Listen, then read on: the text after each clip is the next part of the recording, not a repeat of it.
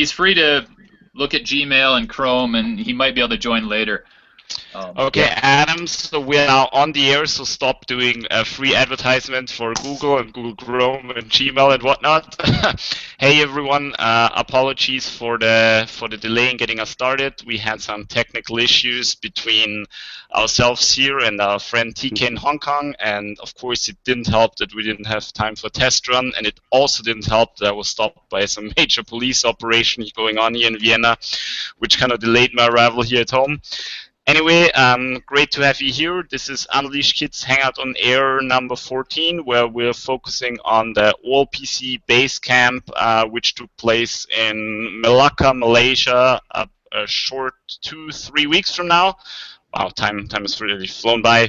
And today we're talking to TK Kang, who's originally from Malacca, but now based in Hong Kong, and who's one of the main heads and muscle behind the whole operation, getting everybody together in Malacca. Hi, TK. Good to talk to you. Yeah, good to see you. And we also have on the line Adam, who's joining us for, I'm not actually sure which role you're in, also the questioner, also the presenter, or something in between. We'll see how it works out. Hey, Adam. Good. TK, by way of introductions, I'm always curious, how did you get involved with OLPC, with the OLPC community? What's your background? And yeah, what got you started into this whole exciting adventure? Yeah, basically it's the same. And I've been involved in telecommunication and using that to empower people for quite some time. Started in 1985. And then for some time, I was not involved at all. And in 2006, I think I started to get myself back into this area. And in 2007 or 2008, I think there was I was searching for the internet to try to get something for my birthday, and I found that there was a give one get one. So I started to sort of like to plan to get a give one get one from the US, and it so happened that I found out that there was a give one get one in Hong Kong, and with that I sort of like started to connect with the OLPC Asia here, and they were asking for volunteers to do something. So my interest was always in telecommunication, modem, and stuff like that. And I'm talking about modem. Those were the days where you used modem, not the internet. Okay. So basically, with that, I volunteered to do the school server because they were planning to do a deployment in Sichuan. So I started to look into the school server because there were a lot of information, and that's where I got started with the community, OLPC Asia. So that is a few years ago. Wow, yeah, time definitely flies. And I just saw that we have our other special guest on the line with a bit more delay than everybody else, but it's great to have him here. Hey, Dr. Hagen, how are you doing? I think your microphone is muted. I think you have to unmute that.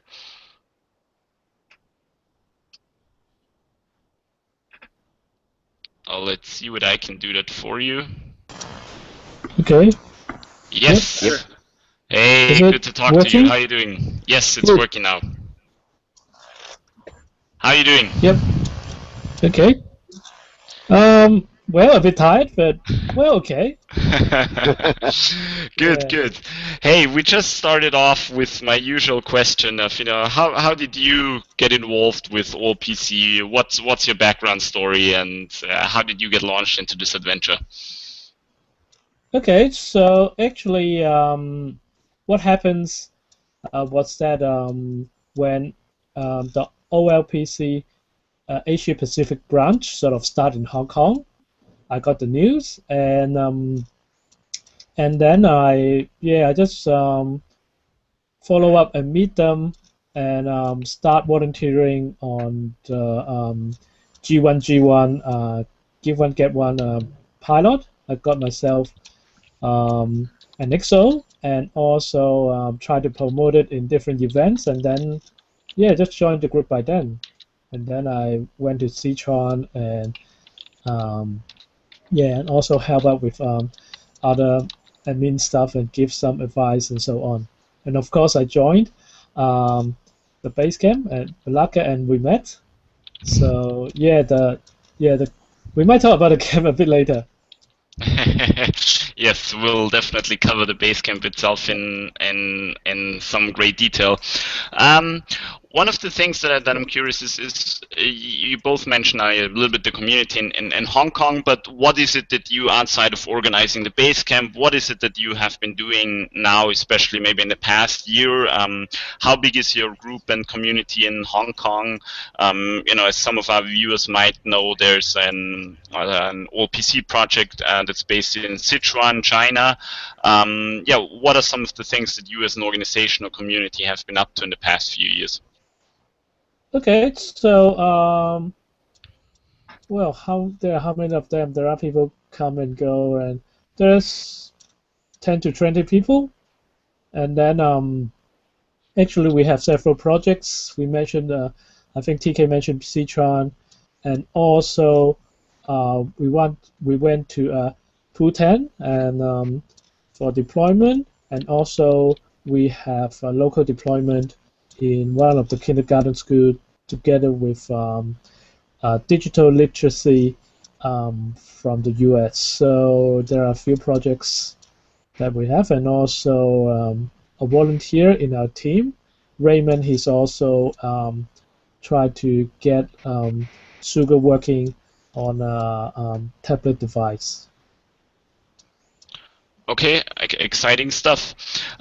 Maybe to before we dive into some of the details, such as the work on getting Sugar running on a tablet and the BaseCamp itself, can you maybe provide us with a bit of an overview generally, I mean, either you, Hagen, or TK, with what is happening with OLPC, you know, in general in the Asia Pacific region, or mostly maybe in the Asia region, and outside of OLPC, what is happening with other information and communication technologies for education projects in the area? Okay, maybe I'd like to answer that one. Basically, as you say, I mean, Hagen did mention about we are a small group. People come and go, and the people who are involved are very highly technical. But we do have a good mix of people who are technical and people who are in marketing and people who are sort of like volunteering. So we have a good mix. And over the years, for 4 or 5 years I've been involved, we see people come and go. They provide whatever they can. And it's always a drawing power when you have a deployment. That's where it's easy to get people to be involved.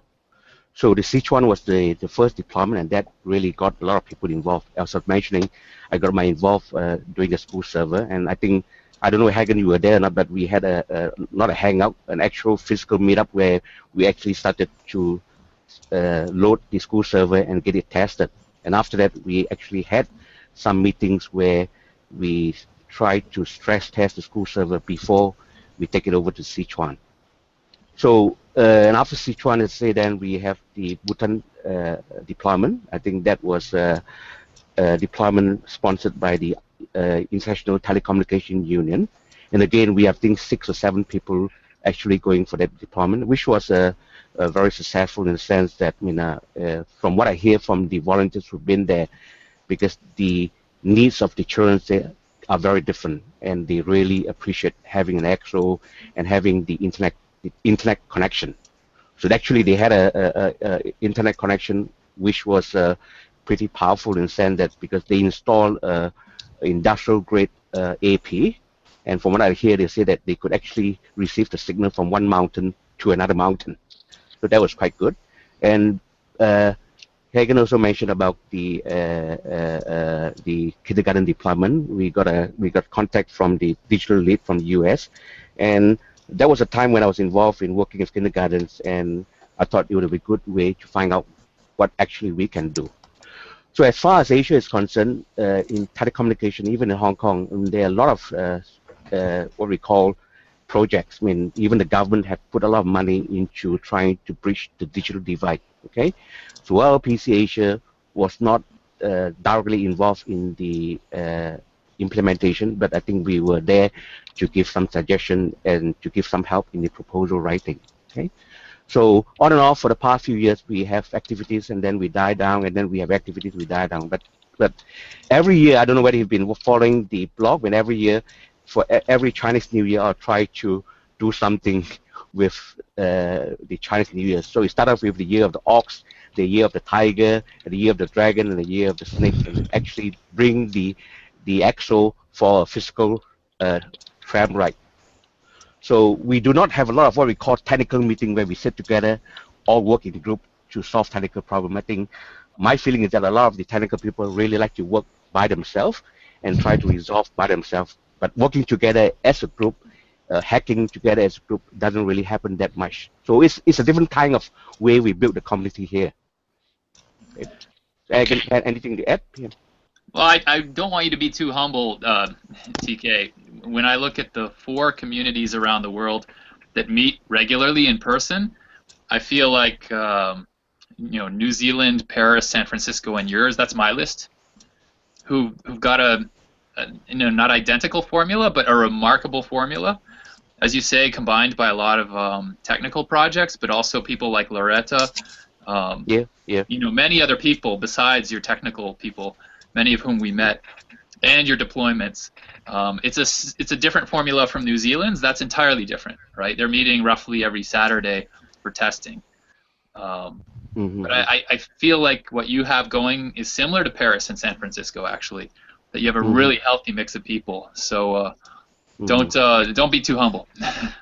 I mean, put it this way. I mean, I think the meetup in San Francisco, or even the work that Mike has been doing in Washington D.C. I mean, for us, is going into this community, looking at the videos, and trying to understand what is actually happening there.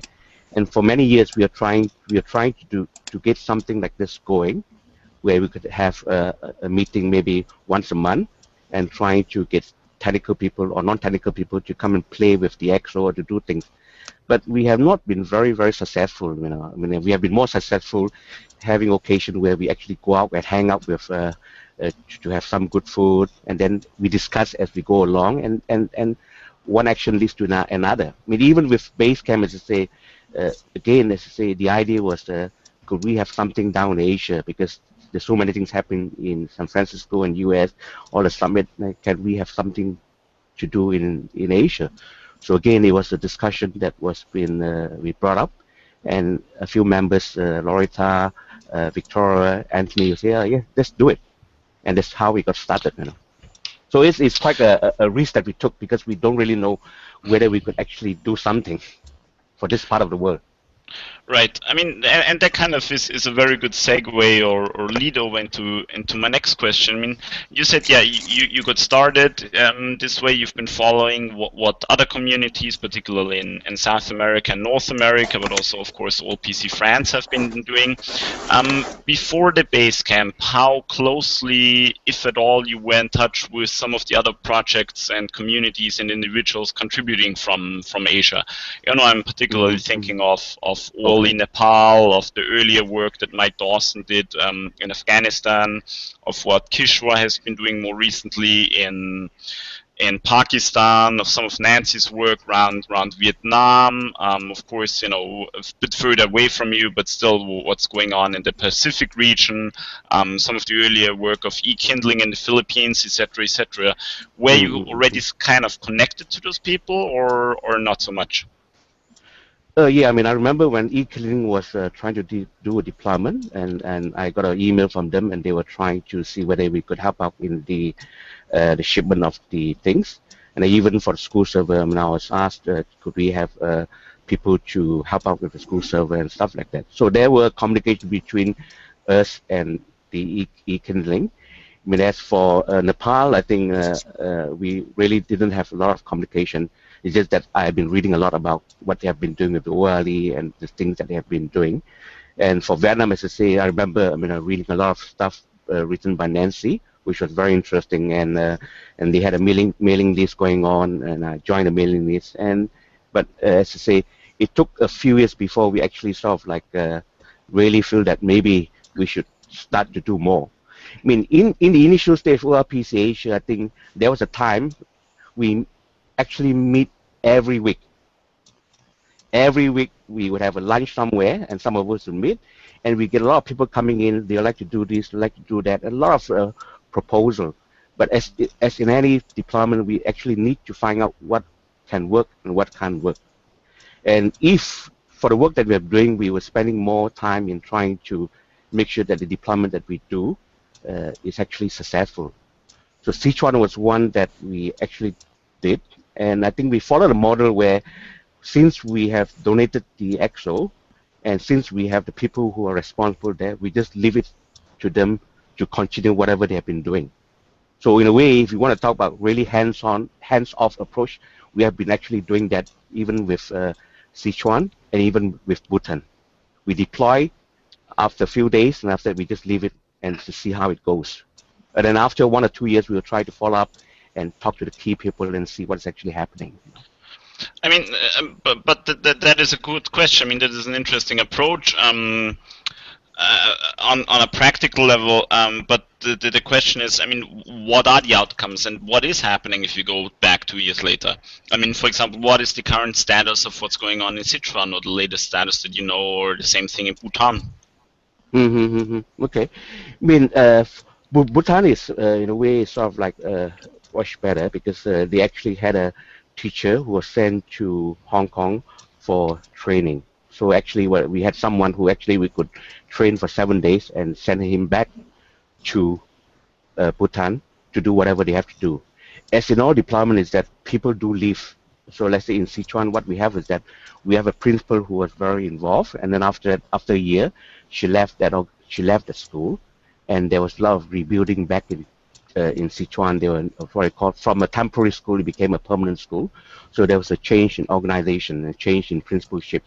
So we know that with in time of change, that we need to give whoever who's responsible to follow up on things. So after 2 years, we actually contacted Sichuan again, and then we went up there for another what we call a redeployment, because we found out that some of the EXO were not actually given out to the students, and they were in some of the schools. So we said, well, can we come back and refresh whole thing? Can we start all over again with new schools? And that actually happened. So we actually have, from one school, we actually now have 3 schools down in Sichuan, right?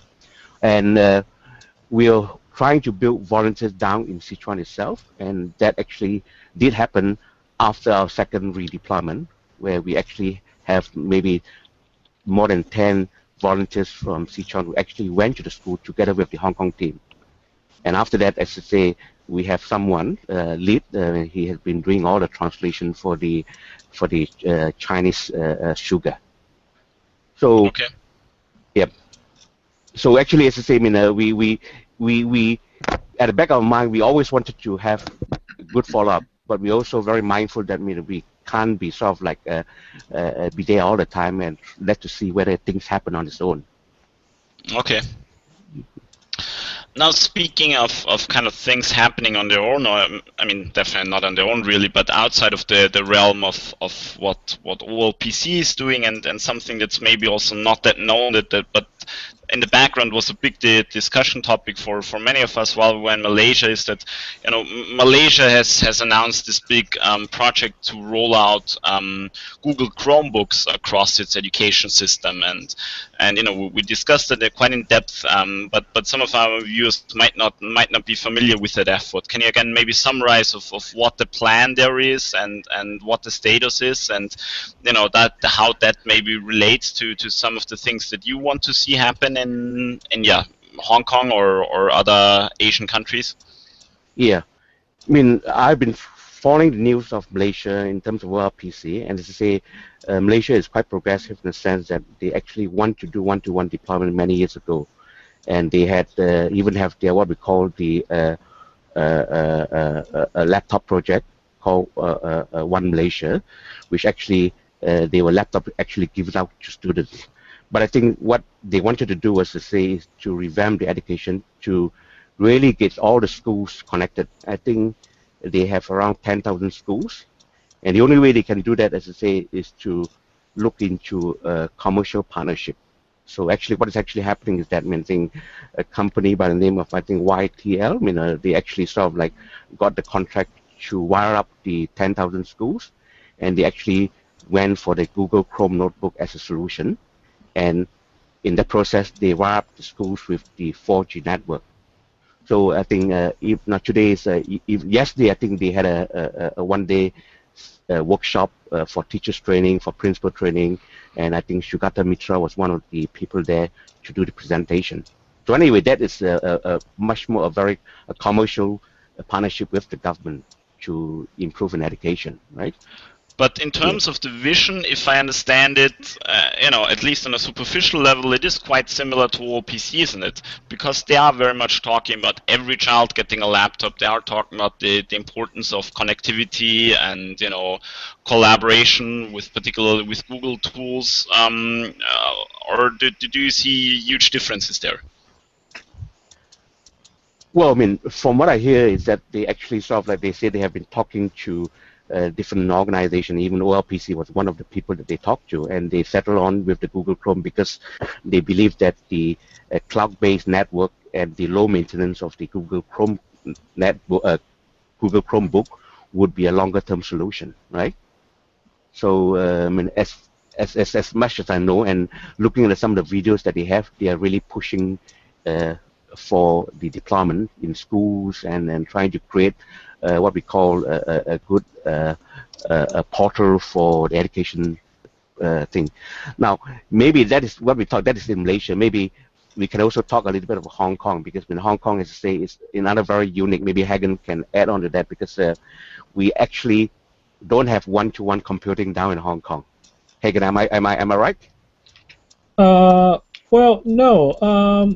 Actually, I went to a seminar on Wednesday, and then there actually there's Erwin Wang, who's actually the head of something called Web Organic, which is they receive funding from the government to help the poor family to bridge the digital divide, and each family actually got a subsidized PC and a subsidized connection to the internet, and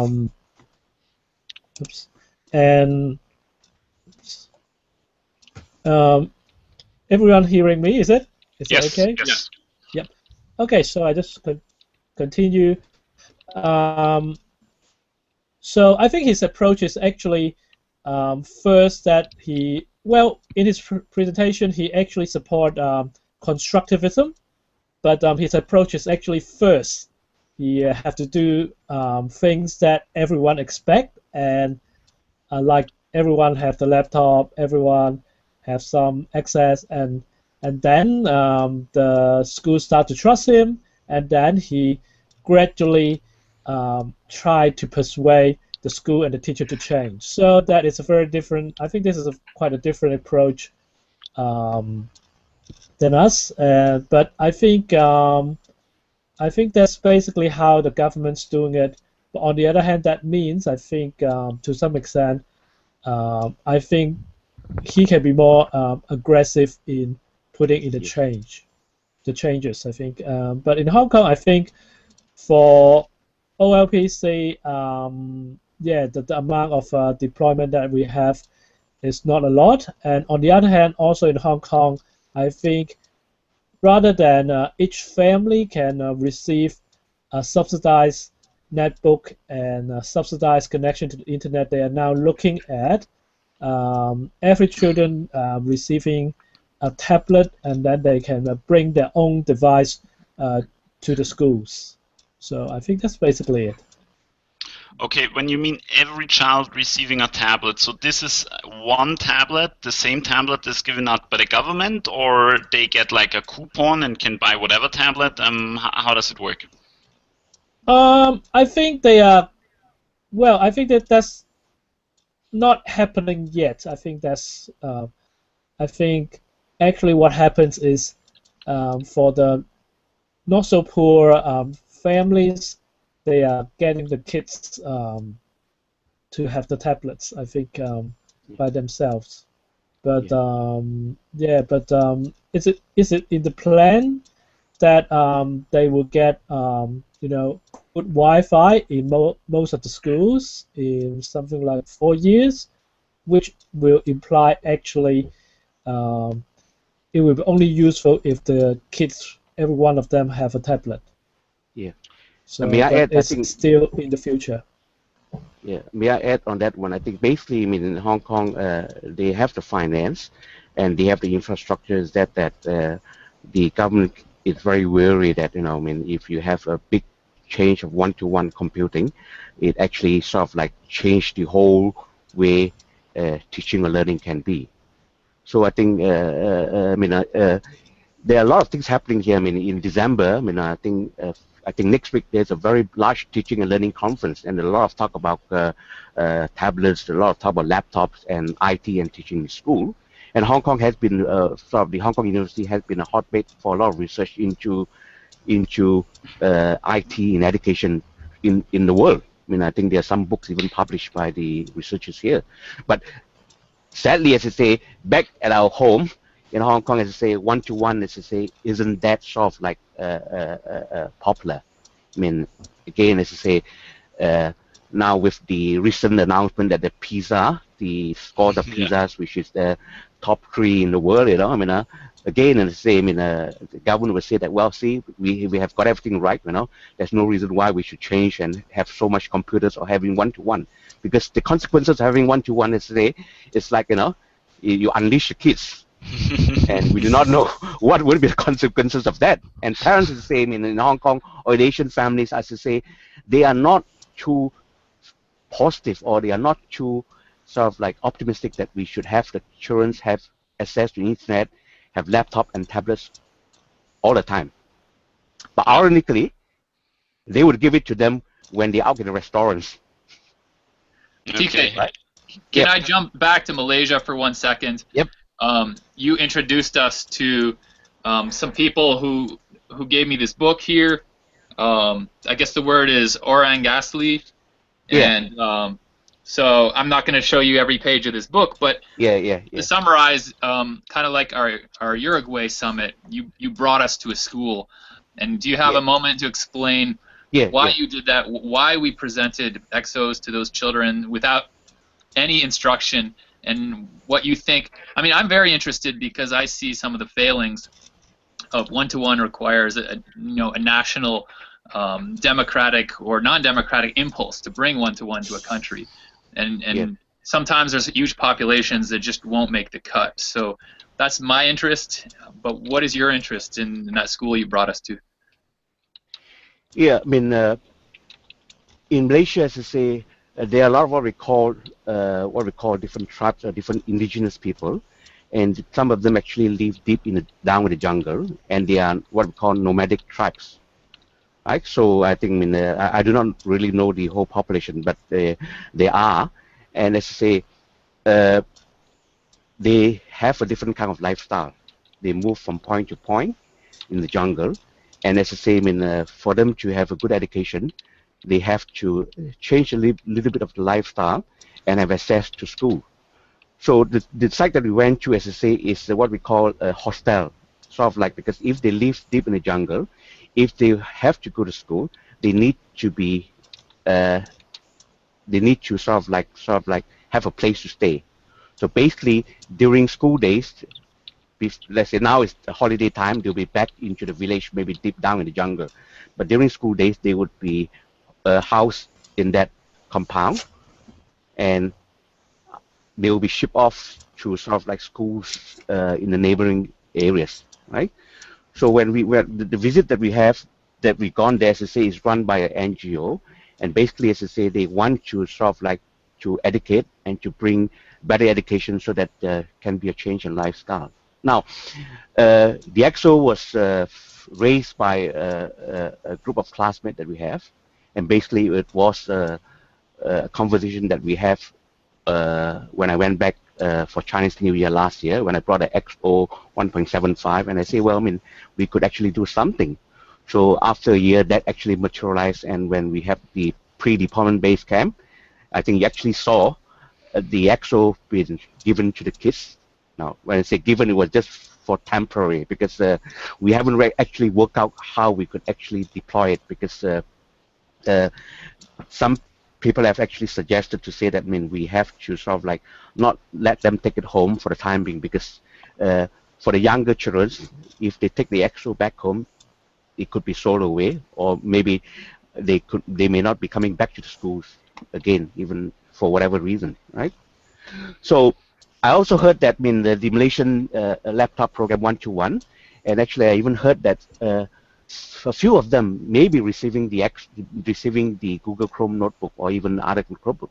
So this is what I hear, is that something good is happening in Malaysia. That apart from the work that we are doing, actually the government is actually doing some work in partnership with commercial organizations to actually bring one-to-one computing. But how well the Google Chrome notebook will work in the jungle, that is yet to be seen. Okay, but as far as our work is concerned, we like to, because we have 40 children there, and we could actually use that as a starting point to get some, I wouldn't say pilot, to really get some work done there.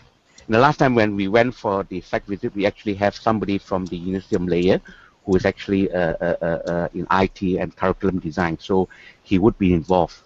And so actually what I'm doing now is passing the responsibility back to the people there, and hopefully to fire up the enthusiasm, and they can start planning for maybe February or for next year to get things started. So that is something that we have to wait to see what actually would happen. Right, right.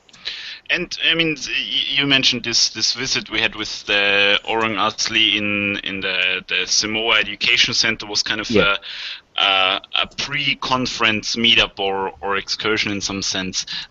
Since we are already halfway into our call, let's maybe move to what I assume most people are listening in for, are going to be watching this thing for, and that's the actual BaseCamp.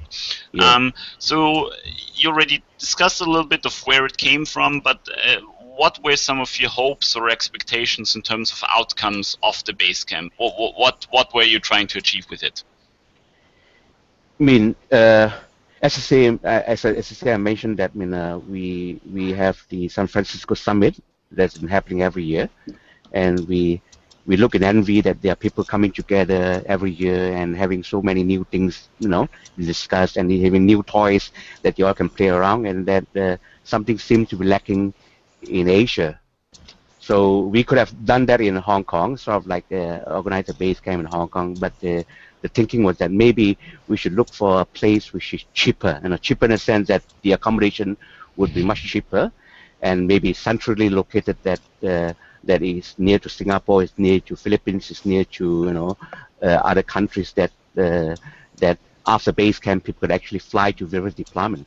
So that was a initial idea, quite a vision that I have, is that if we have a BaseCamp that people can come. Now I keep saying that a retreat, I've been even using as a retreat as a marketing tool, because I actually do not know. I actually do not know how well it would serve the purpose. And if I say that it's a meeting whereby we have a lot of things being discussed, and then if that doesn't happen, people who spend all the way traveling, they would be very, very disappointed. But coming for a holiday and having a good time, you actually can't do wrong, right? So initially, as I said, we actually started. In fact, the original tagline was learning by doing. So we were not really sort of like really trying to touch into sort of international part of the OLPC and the issues of OLPC. It's how to bring constructionism into the OLPC in Malaysia, and to really, as I say, to bring some of the technology back into Malaysia, to see whether we could get some deployment started in Malaysia, since I already done some work, right? And there was a time where I have some connection with Danishka, Petram, and William down in Singapore. So I knew that there were some people interested in Singapore, and then I could actually get some people coming in, right? And the good thing, as I say, OLPC showed very supportive. We mentioned that, and after 2 weeks, Loretta came up to say there's a cheap flight to Malaysia, and then actually we have 6-7 people booking up for the cheap flight. So with that booking of the cheap flights and with the booking of the accommodation, we knew that something was going. And then from then onwards, we started to get people like you, Adam, and maybe I could even say a little bit of history. Before actually announcing that it was the BaseCamp, I actually wrote to Elaine Necaponte, because I saw in one of the message that there was a donation down from Australian to the Cambodia Pride, and I felt very touched with that. generosity. And I wrote to her to say that I'm pretty happy to see what is actually happening in Cambodia and the work that she's doing. And I just say, I mean, would it be good that we have something down in Malaysia or in Asia? And she wrote back almost immediately, said that it's a good idea.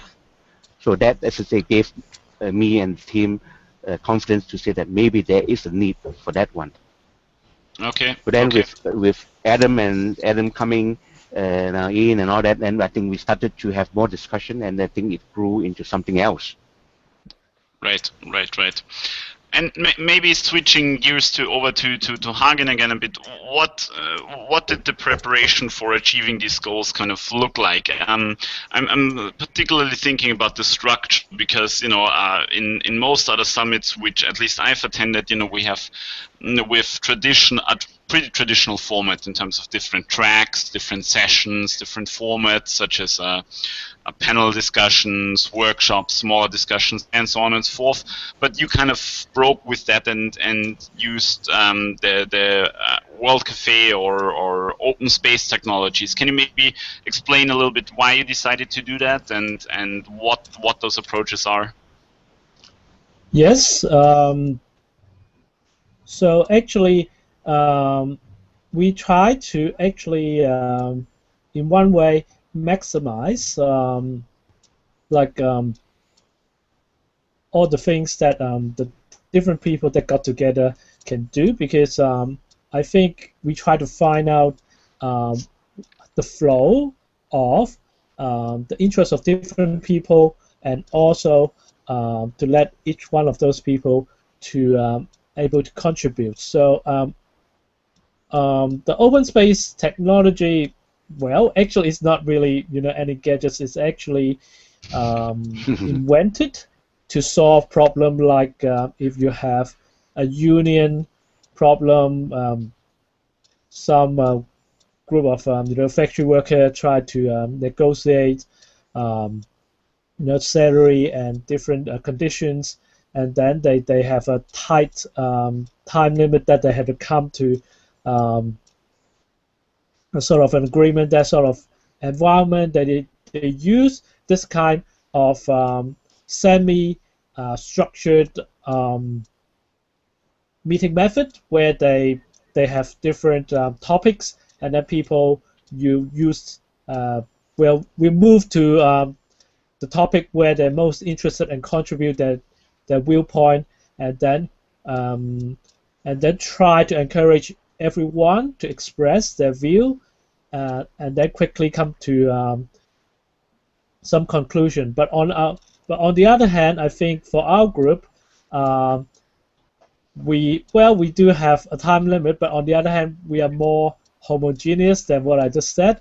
But on the other hand, I think one thing that is good about the open space technology is actually have emphasis on documenting the information. I think if you come to the BaseCamp's Facebook, you can see all the different points that been summarized on the scrapbook or the and so it's all written down, and so that people, even if they did not attend the BaseCamp, they can see the summary of the conference. So because I think we have this kind of background, so we just use this way to organize the event, so that we will really encourage more people to contribute. Yeah, may I add something? I mean, the flow, as I say, we knew that. For day one, if we actually start to have very maybe technical discussion or even technical presentation, there would be a high probability that the newcomers will not actually know what is actually happening. So I was very mindful that if we have to do something, day one have to be social networking where people get to know each other, and an introduction to OLPC, the kind of technology, and hands-on and learning by doing, right? So it seems that it worked out quite well because, as I say, we know that for day one we have a number of at least I think if we add the students from the Islamic University, we had nearly at least I think 40 people who actually new to OLPC on that day, right?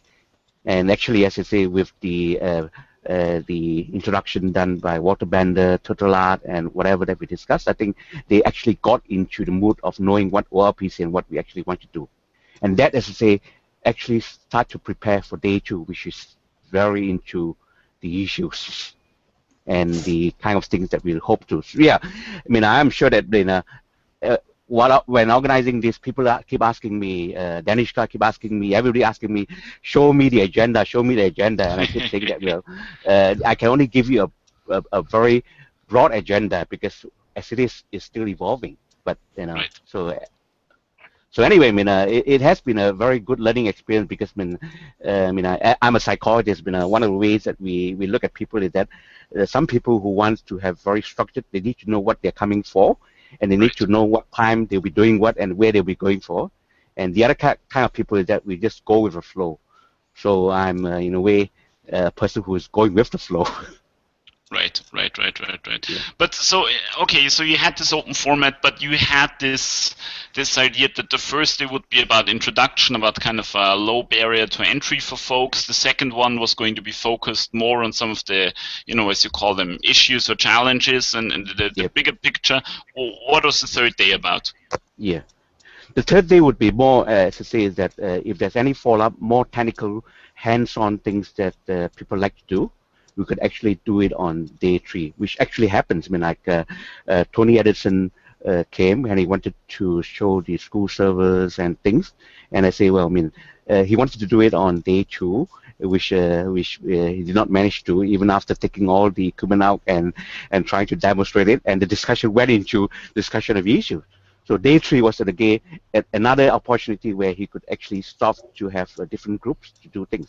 And it actually turned out quite well because on day 3, there were different people doing different things. I was involved with the Samoa people, trying to help them to understand the school server a bit, and then Nancy was helping up to teach them about the flashing and then even debricking, and Tony Edison was involved in the school server and what's up, and then the people having their own discussion with the other stuff.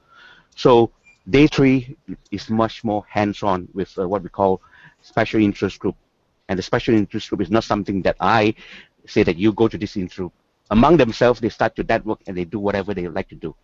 And I also know that, because it's on Monday and there will be people who might have to go back to Singapore, people who might have to go back to KL, and then the numbers will be dwindling. So we left it as it is, and true enough, the numbers get smaller. From day 1 we have 70, day 2 we have around 30 something, and then day 3 we have around 20 something. Yeah. So that, to me, I don't know, as somebody who participated, what is your general feeling? Because that's how in my mind, I hope that flow would happen. Yeah, that's actually exactly the question I just wanted to ask Adam, because he's been awfully quiet for the past couple of minutes or so. So what were your impressions of the BaseCamp, Adam?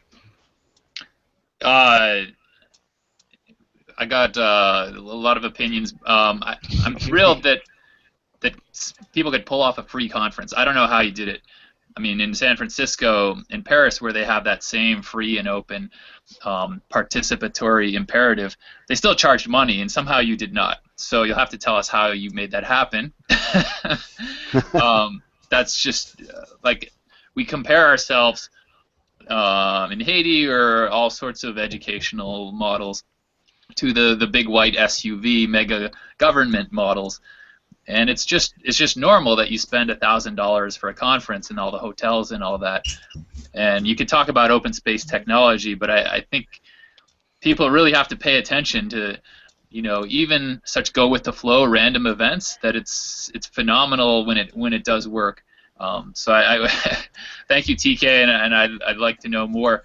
It's $40 or $100 typically when we go to San Francisco, Paris. Anyway, I do wish there was more attendance from Cambodia and Vietnam and Thailand. The direct neighbors of Malaysia were not as well represented as they could have been. Yeah. There are so many fantastic deployments around the Pacific, and unfortunately, Michael Hutak, David Leeming, Ian Thompson, the list goes on. Tabitha Roeder. I mean, there's just such phenomenal contributors all around the region. Of course, I had to look at the map and realize that, we got someone from Indonesia, right? And Indonesia is a massive country, which I didn't realize. It just 200 million. He had to take 3 planes. Okay, I was like, wow, it's just like you could take a boat to Indonesia from Malacca, right? On the other hand, he had to take, I don't know, I think it was more than 24 hours in 3 different planes. Yeah. So I'm not saying it's easy, and I'm thrilled. I mean, I'm working with that individual in Indonesia now. I'm supplying him with EXO laptops to get something moving. I mean, wasn't it 70 people in the end, or something of that nature, if we include the students on the first day? It feels like it's about... The first day around 70-something, something. Yeah, so... But, Adam, can I answer your question? Let's say, we don't charge because we knew that, if we charge, then there will be money handling. I mean, we're all volunteers, and we don't want to be involved in any money handling. I mean, you look at the flyers that we have, as I say, it's 100% volunteerism, and we just leave it. I mean, if everybody solves their own problem, then we have a much more easier problem to do. So we didn't want to be really involved in sort of like that we are here to provide you an experience, and if you pay, well, you would expect much more from the experience, which we think that we may not be able to provide, just in case. So we left it as it is, free. Anybody can just sign in and come, and we welcome anybody. Well, anybody who can afford the flight. But yeah, that's the thing. And maybe I shouldn't say this on a publicly broadcast video call that's also gonna record it for eternity. But I never got any free beer in France or in San Francisco. But our gracious hosts at the guest house did provide us with free beer. So you did something right, and you definitely over-delivered on that particular part of the experience. But anyway, Adam, getting back to you. I mean, aside of the fact that that the people were there, or some people weren't there, and the financial aspects, what were some of your core experiences, or in some sense also core takeaways from the meetup? I have a major distraction in my head, which is I ran off to Cambodia right afterwards, and somehow that had a bigger effect on me, because I was working with Nancy and Elaine at so many schools. So I have to think back to those 3 days in particular. It's the middle day was the fireworks. We all know it, right? Those of us who attended. Thankfully, Robbie came from Nepal. I hadn't seen him in a long time, right? And he represents such an important OLPC deployment. I mean, there are many who disagree that it never has broken above 10,000 kids or 10,000 devices. I'm not sure the exact numbers. But that was incredibly valuable, and including, the fireworks, right? That, it took us all many hours to get to know each other. Anthony Wong and Robbie did not see eye to eye on several issues, and that's what a good, honest debate is about. And Christoph even was harking back. I think it was on Monday. He and I were talking personally, and he said, "Isn't it great that we're willing to talk about the failures of OLPC at last, or the disagreements, and so that we're maturing into a new area where, let's face it, the OLPC movement is facing a lot of challenges today, and for the first time, 40 people in a room could be, maybe not a group hug, but at least we could face those issues, I think, more than we have in the past. So that's a big thing. I don't know if everyone agrees with me there, but there were some tense moments that afternoon for sure. But some people had to leave the room because they couldn't handle it. On the other hand, we only had 3 days, and that intense discussion is now happening, and that's progress, I think. Yeah, I think that from my point of view, that is a very nice summary. Hagen, what is your perspective? I mean, did you was the BaseCamp kind of as you had expected it to go? On a personal level, what were your biggest takeaways or strongest impressions from the meetup?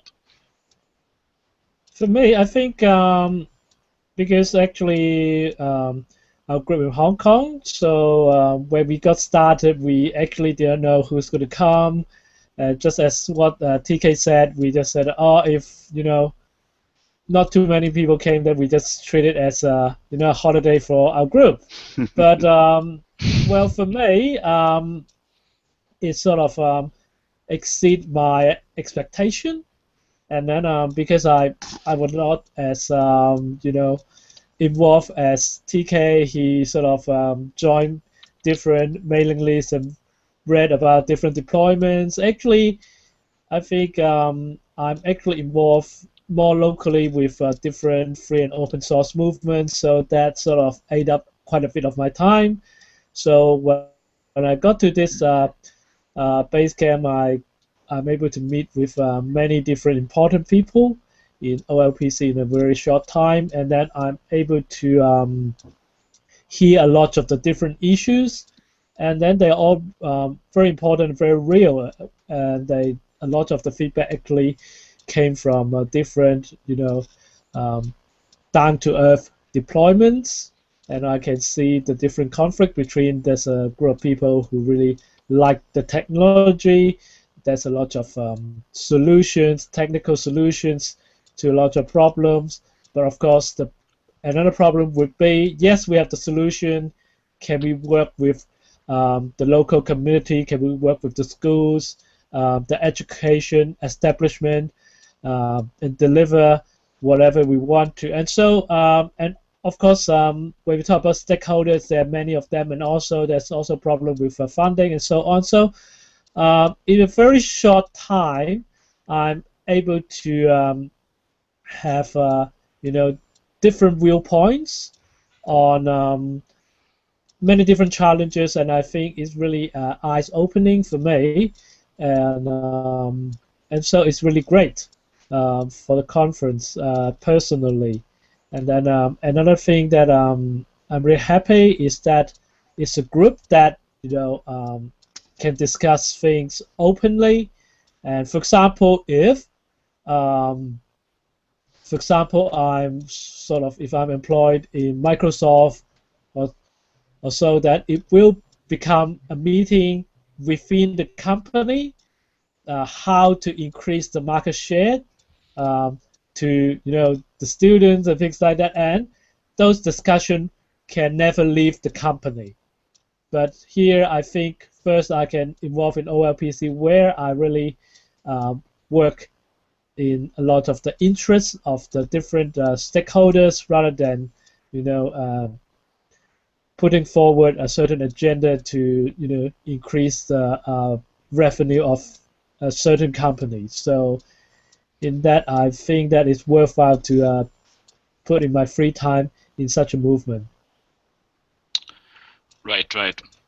So with all those impressions and thoughts in mind, the question to me after those kinds of events in general, but also on a very personal level, is always, what's next? We discussed some of the outcomes, the discussions we had. Yes. Naturally, as Adam pointed out, it's something I personally very much appreciated, is this kind of openness and frankness about some of the really big challenges that the community and the project is facing on a global level. But what do we do with those things? What do we do with those connections that were made? Do you have any plans for specific follow-up?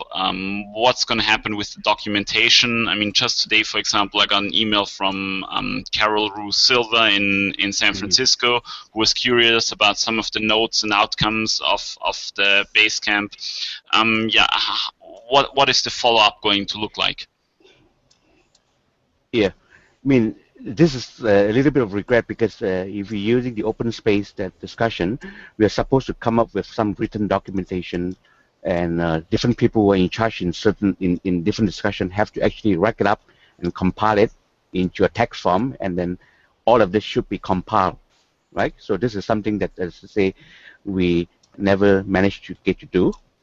We have all the information, we have all the posters, we have all the scribbles, but all sort of like taken by photo. But we don't have someone or a group of people who actually go through it all over again and try to put into a little booklet and description of what actually needs to be done. As far as I'm concerned, on a personal basis, some of the things that I commit, like when I remember we have a discussion on research, so that is something that I've started to, after coming back 3 weeks, I'm actually really getting into research area very soon. So, and some of the things that we actually say that we like to do, we will be following up here. There are a few things that we say that we're going to do with the iEnglish follow-up, because the iEnglish is a program that would benefit people learning, children learning English, because it actually have a recognition of pronunciation with a score. That's one that we have to do. And then with the part of the meat to part of the sugar into the meat, maybe hopefully that would happen soon, right? So, but I think maybe I can throw it back to the community, or even throw it back to Adam and you and the people who have been there. Some of the materials are there, and for you to sort of like read through it and really write something out of it is much easier. For us now, it's so difficult to, it's like writing a PhD thesis just to put things together. But as I say, that's why I took it after we have done that. The best I can do is that I upload as much videos that I have and let people actually look at it and come up to some conclusion as to where we are, right? So, as far as personally, from what I've heard, this is say there's a lot of firework. Maybe as far as since I'm a psychologist, that is the firework is very mild, it's very, very mild, and there could be much worse, because I did hear from some of the discussion with you that when people get together, it can be much worse. So I thank God that it wasn't that bad, but I found that there are a lot of catharsis, people actually sort of like putting their passion out, putting their hearts out, and hopefully with that an opportunity that we talk about openness in education, we talk about openness in discussion, and actually we have demonstrated that we can be open. We just have different perspectives, different viewpoint, different agenda, but there must be something that is common. So remember, we did mention, I think after that discussion, we came back again and to really talk about, what vision that we actually have, right? And then there was the talk about using the OLPC acronym to means open learning platform, children's open learning platform communities. And I think I remember, even a videotape, once we have the word community, Adam would say, "Yeah, very good." The word community is there. That actually shows that he was actually looking for the word community. The community word must be there. So I think if we look through the video, I think a lot of people can get out a feel of what's actually happening. So to move forward, I think it would involve all of us, right? And we have the OLPC 2 mailing list. I think we should start getting that up running again, and hopefully some discussion would get going, But as far as the Facebook is concerned, Facebook, which is to say, for some of those who are in that Facebook group, and I think we do have a lot of posting, keep the networking going, I personally believe that, networking is the most important, because if we believe that we trust each other in what we do, and we open with what we do, then things will move forward. Remember, there was a time where we had some video conferencing, and there was a time that was like I was going into a funeral whereby everybody was very solemn, and I say all I can say was that trust me. We are doing something which is basically based on trust. And as I say, it would be very sort of like disappointing that despite everybody having a very common mission to educate the world poorest and the most disadvantaged children, that because of our different opinion that we start to sort of like drift away, And even looking at the OLPC history, we have a lot of this things recorded down in emails, recorded down in videos, or recorded down in there's a lot of discussion, But till today, we are still with a very common mission. It's just that people are going to do different things. Some people are leaving. Some people are tired. Some people need to get back to whatever they're doing. And all that shows that the passion is there. So I totally believe that whatever that comes out from BaseCamp is that if you are rested, you have a retreat from that one, your mind would be clearer, and maybe next few months we will find that there will be things which is happening.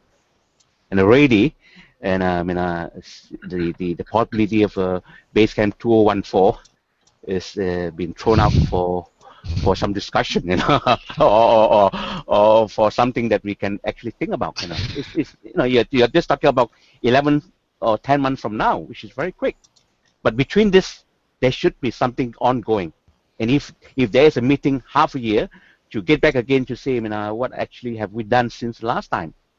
And if we meet then again, and if nothing seems to happen, I don't think there will be a third time. Yeah. But beyond, yeah.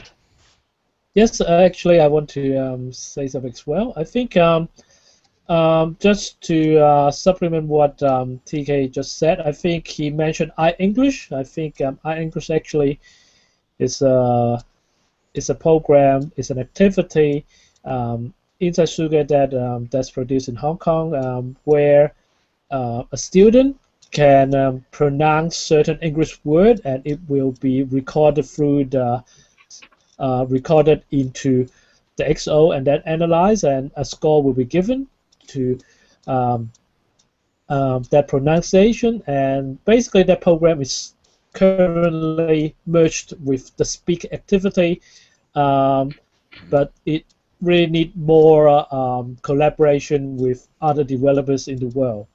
So that's iEnglish. And then TK also mentioned MIP, which is actually a tablet, which more technical, is actually conformed with the A10 specification. And then what happens is we are able to put in a Linux and X Windows system, so that we can, after all that's done, it's easier to put the sugar on it. So that's also that MIP is a local product where it's a way for us to test how to put sugar onto other hardware. So it's not a port to Android. It's basically still the same stack, but it's on different hardware. So that's a supplement. And for myself, I think the follow-up first. I think I would like TK mentioned the mailing list, OLPC 2 mailing list. I just hope to see more people from different area will update their the deployment and see how we can collaborate better within the Asia Pacific region. And also, I think some of the discussion, so-called fireworks, I think some of those questions are pretty deep. And then after that day, I didn't expect that we will have conclusion just in the afternoon. I think one of the thing I would like to some extent is human nature. A lot I can see a number of you actually together been together contributing to OLPC for years. So that means one positive way to say is perseverance, but on the other hand, that means some of us are pretty stubborn. So we stay with. And Aaron thought that TK was a psychologist, but Hagen is much better, more in-depth analysis. I have my stubbornness, yeah. And so the reason why we stay, because we persevere, but also because we're stubborn. So it's not that easy to solve those problems. But on the other hand, I think I would like to see the discussion to go on. Some of them are pretty fundamental, problem of belief, or how we think that the OLPC should go, and that would take quite a while to come to any kind of conclusion, I think, for those problems. But I think it's good to acknowledge them and continue the conversation. Right. Yeah, that's some great stuff, definitely. And I totally agree with with your point about the stubbornness and perseverance. That's spot on, and it really explains a lot of things. Maybe because we are hitting the 60-minute mark now, as not quite the wrap up, but almost. I mean, TK used the word vision once or twice now when talking about what he would like to see as follow up, and one of the not even underlying, but one of the obvious currents and also discussions on the second day was this whole notion of an OLPC 2.0. And so kind of as a start of a wrap-up, I'd like to ask, what do you guys on a personal level, maybe just in a short couple of sentences, what do you see as being an OLPC 2.0? I don't know who wants to start. TK? Yeah, I mean, I've been trying to look at the videos, and as I say, the closest I could get was the open learning platform communities and open learning platform children, right? So I was telling the team that if we add this 2C together, we have OLPC 2. That it includes the community, which is need to support for the growth of the children also. And then the playing with the word open learning network, open learning platform. I think it has. I think it's beyond the actual that we are talking about now. We are getting into something which is more generic, and we are getting into moves. We are getting into many areas, but it has to be what we call open learning, right? So just like when we mentioned about the Malaysian initiative. I mean, as I say, it's run by the government with a private agency, a corporation. But then, whatever that they have been done, would it be open? Just like when they have a seminar yesterday, would that be put on YouTube? Would that be broadcast to everyone, or would it be sort of like having gone through some censorship before it actually can be broadcast?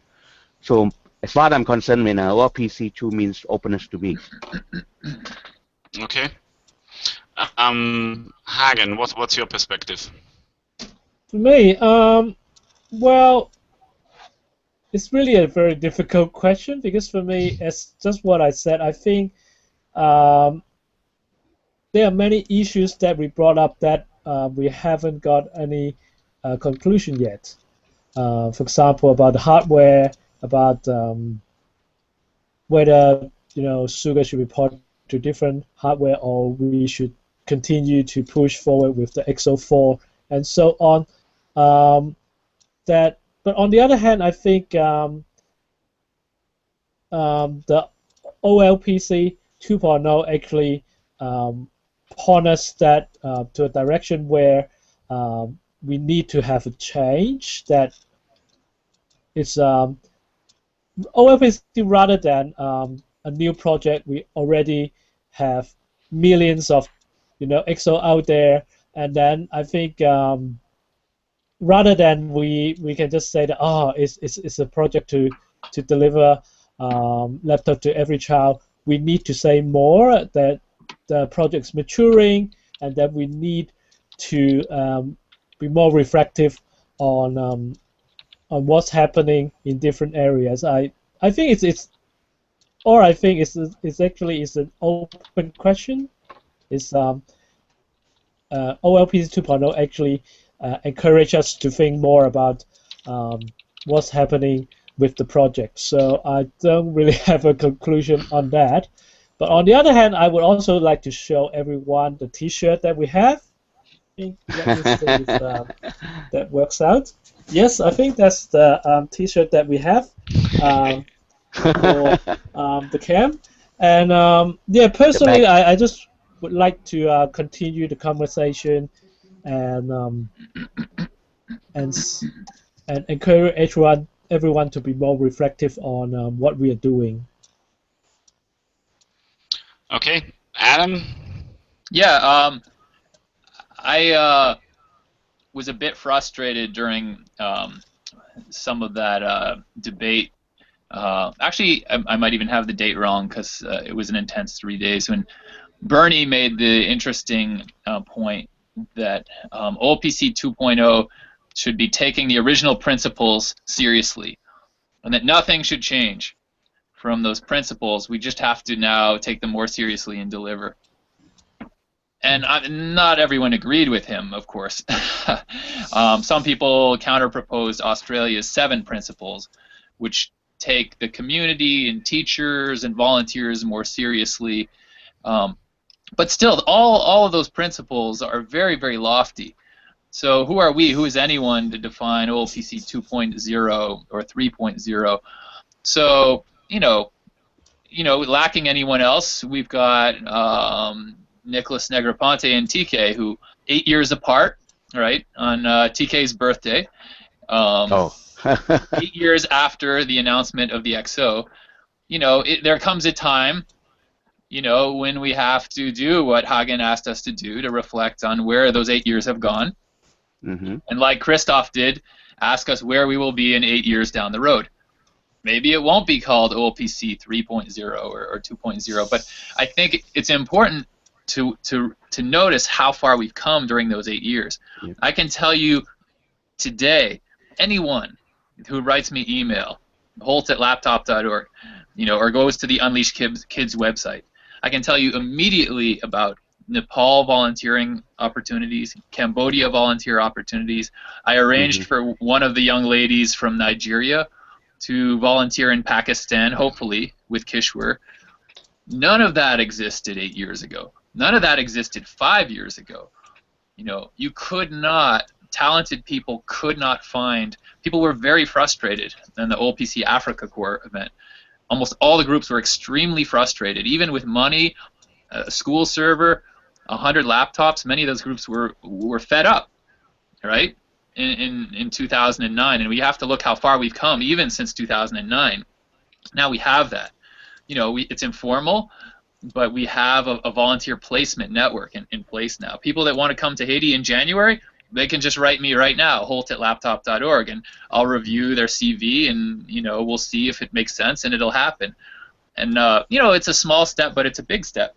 And other people will care much more about our school server is now, it's got a real heartbeat.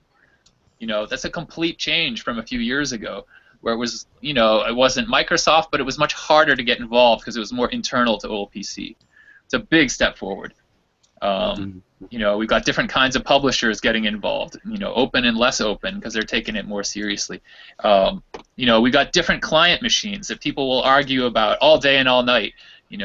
On Sunday, I believe that TK, you're meeting with David Lee in Hong Kong. Yeah, is that correct?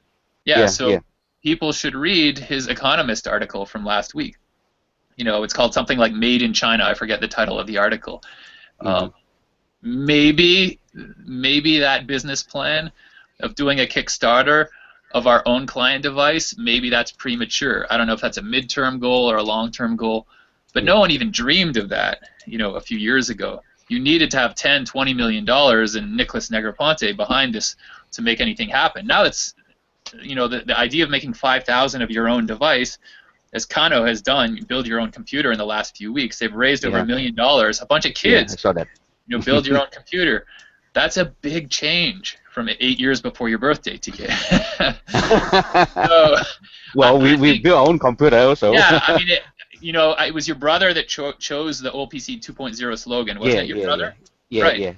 Okay, it's just a slogan. On the other hand, there's so much that is happening after 8 years. I could go on. We're probably meeting in LA, a whole bunch of us school server and content people at the end of February. Probably a bunch of us will be meeting in April in Paris. I'm happy that I don't have to be involved with all these communities around the world. Maybe I was a little more involved a couple of years ago, and some of them are happening on their own. If people throw out the OLPC label, that's okay too. It's you put open learning platforms, platform communities, plural, and we're very inclusive. So that's just to put a smile on the end of it there. I didn't really take OLPC 2.0 very seriously when that was announced in the summer, but I can see how like Web 2.0, You know, we all thought it was pretty stupid, but you know, we kind of accept it now. You know, different web from the 90s, and likewise, OLPC will become very different over the coming 8 years. And Christoph said, you know, we need to move way beyond, you know, the 1,000 laptop deployments, looking at the fact that most kids around the world will have some kind of a device by 2021. And those are the tough questions where I can't even look that far. But I'm glad people ask those painful, tough questions. Will OLPC's 5 principles be at all relevant to those 2 billion children in 2021? I don't know, but I'm certainly content that we've made a lot of progress, even as the nonprofit OLPC is facing challenges these days. We're building some independence. Sugar Labs is having an election in the next few weeks if people want to get involved. So there we go. Christoph. Wow, normally I always ask for some closing thoughts, but I think this round you flip it around this time. But the 3 of you, I mean, that's essentially any closing thoughts, and the powerful stuff here at the end. Anyway, still, and maybe more out of politeness than anything else. I mean, is there anything else that you guys would like to cover? Still, anything I've forgotten? Any famous last words? Or outside of the venues that you have mentioned? So essentially, that's the OLPC 2.2 mailing, the OLPC 2 mailing list on Google Groups. Also, other places that you would like to push people to, or the people should go to check out the videos and photos that you mentioned. I think that's simply the OLPC BaseCamp Malacca group, or what is the exact name? I forget. What is the name of the group that we have on Facebook where you've been posting all those photos? It's OLPC, mainly in the Facebook. Yeah, it's OLPC BaseCamp at Malacca. So if any of you who happen to be our friends already are on Facebook, then just search for us liking that group.